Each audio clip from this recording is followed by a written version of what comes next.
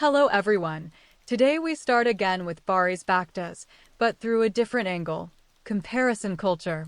One of the most consistent patterns in fan discussions is the tendency to compare consistency with newer shows from the same production environment, particularly when similar scenes appear.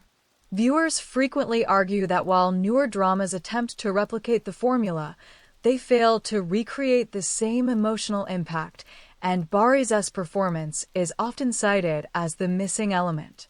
At the same time, Yagmur Yuksel becomes part of a parallel comparison, but instead of focusing on emotional intensity, fans focus on character evolution. Some viewers argue that newer female leads appear more modern or assertive, while others claim that Dylan's slower transformation made her more realistic and emotionally grounded. This creates a split audience. One group prefers immediate strength, while another values gradual growth.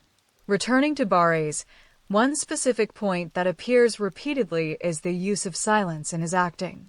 Fans highlight how many key scenes relied not on dialogue, but on controlled facial expression, eye movement, and physical stillness.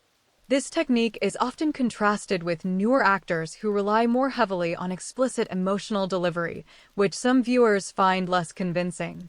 For Yagmur, the same scenes are interpreted differently.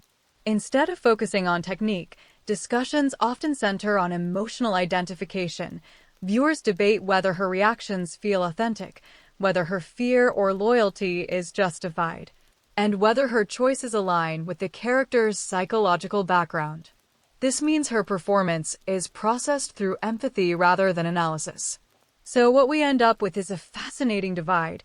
Baris is analyzed as a technical performer, while Yagmur is analyzed as an emotional vessel.